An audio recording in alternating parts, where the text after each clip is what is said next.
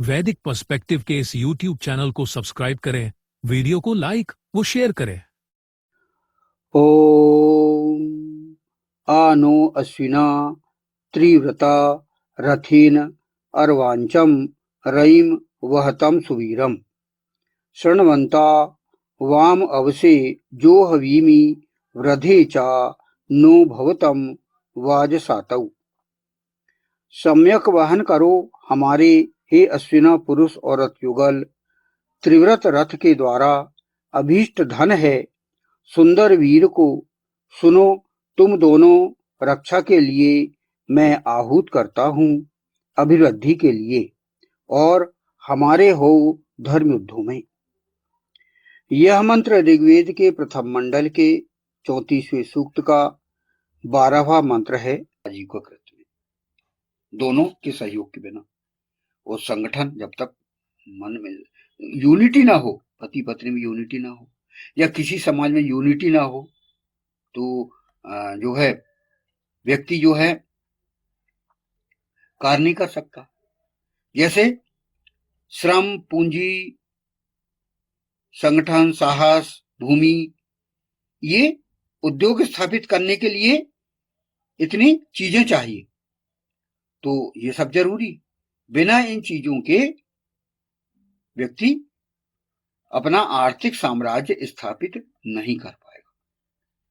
तो भूमि, जमीन चाहिए पहले, फिर श्रम अर्थात श्रमिक चाहिए, पूंजी चाहिए, हमको लागत चाहिए, पैसा चाहिए, है ना। भूमि, श्रम, पूंजी, संगठन, संगठन शक्ति चाहिए, हमको एकता चाहिए, प्लानिंग चाहिए, और साहस, जो पूंजी को लगाने वाला, एक जो रिस्क लेने वाला व्यक्ति चाहिए। वह जो है जब तक साहस व्यक्ति नहीं करेगा अर्थात पुरुषार्थ नहीं करेगा, तब तक कोई भी बड़ा उद्योग स्थापित नहीं हो पाएगा, कोई भी कारखाना नहीं खुल पाएगा, या कोई भी जो है बड़ा काम हम नहीं कर पाएंगे। इसलिए संगठन और सहयोग के बिना हम आगे नहीं बढ़ पाएंगे। तो ये भी संगठन सहयोग भी हमारे लिए धन है, ये कहा गया। फिर दान और सेवा, यानी दान और सेवा कैसे धन है हमारे, यह सुनकर तो लोगों को आश्चर्य हो गई। भाई, वेद में कहा गया है कि दान करने से धन बढ़ता है। हम जो भी दान करते हैं पुरुषार्थ के लिए, परहित के लिए हम दान करते हैं, तो उससे धन बढ़ता है। अर्थात जो दूसरों की मदद करता है उसके पास धन कई गुना वापस आता है। ये वेदों में ये सिद्धांत है, ये बताया गया है, एक व्यवस्था दी गई है कि हम यदि दूसरों की मदद करने के लिए, या अपना ही परिहत करने के लिए, अपना ही अच्छा बनने के लिए, अपने भी उद्देश्य को पूरा करने के लिए हम यदि दान करते हैं, तो वो कई गुना हमको वापस मिलता है। ये वेद और शास्त्रों में बताया गया है, और यह हमारे लिए एक अर्थाशक्ति से भी बचने का एक सिद्धांत है कि भाई हम अर्थ में ही हम आसक्त ना हो, उसके लिए हमें दान करना अति आवश्यक है। तो ये दान और सेवा भी हमारे लिए धन है। फिर यदि हम धनवान और बनना चाहते हैं, तो आप प्रातः काल उठिए और अनुशासन से आप अपना जीवन बिताइए, समय पर उठिए, नियमित जीवन आप जीने के पूरे प्रयास करें, और अपने आत्म संयम से जिए। आत्म संयम मतलब आप टाइम टेबल बनाइए, डिसिप्लिन बनाइए, और उसके आधार पर अपना जीवन जिए, क्योंकि ये आदतें व्यक्ति को सफल बनाती। यही आदतें आप देख सकते हैं कि जो करोड़पति हैं, अरबपति हैं, वो क्या करते हैं, प्रातः काल उठ के पूरे अपने तैयार होके अपने ऑफिस में जाते हैं, व्यवस्था देखते हैं, और मेहनत करके उनका एक एक मिनट से वो करोड़ों कमाते हैं।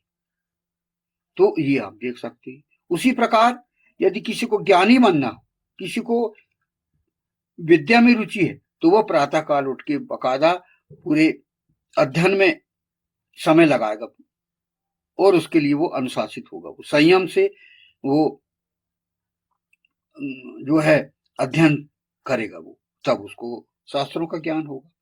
तो किसी भी चीज के लिए संयम, आत्म संयम, डिसिप्लिन, अनुशासन बहुत ही जरूरी है।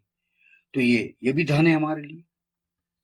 तो इस प्रकार यानी क्या हुआ कि अपन निष्कर्ष क्या निकालें कि वेद के अनुसार सच्चा धनवान वह है जो धर्म से कमाए, जो मेहनत करे, जो ज्ञानवान हो और जो समाज के लिए उपयोगी बने।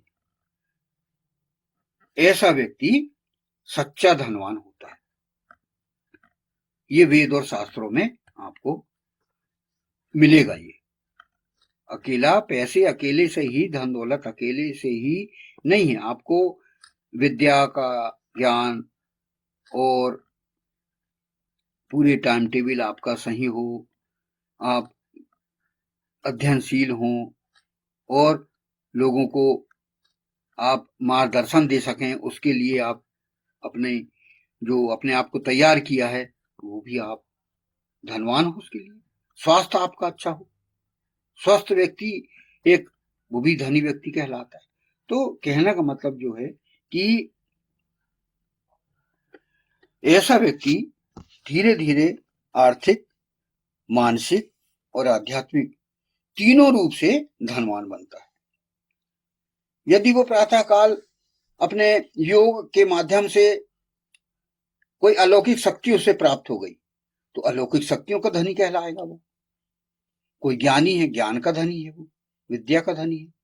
तो कोई राशि का धनी तो खैर रहेगा ही वो। तो ये ऐसे धन है जिसे हम समझ सकते हैं कि वो व्यक्ति धनवान है। अब कुछ वेद मंत्र भी हैं जिसमें बताया गया है कि धनवान या समृद्ध कैसे बना जा सकता है। ऋग्वेद में एक कहा गया है, न ऋते श्रमस्य सख्यम देवाहा, अर्थात जो परिश्रम नहीं करता उसे देवता भी सहायता नहीं करती। तो मतलब क्या हुआ कि मेहनत करना धन का पहला नियम है। धन प्राप्त करने के लिए आप पहले मेहनत करिए।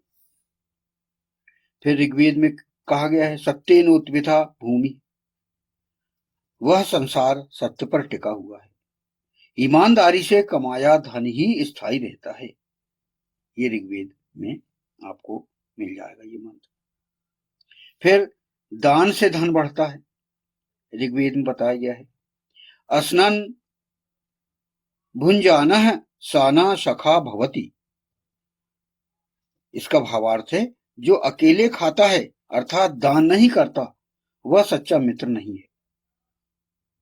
अर्थात दान करने से समाज में सम्मान और धन दोनों बढ़ते हैं, ये कहा गया भाई।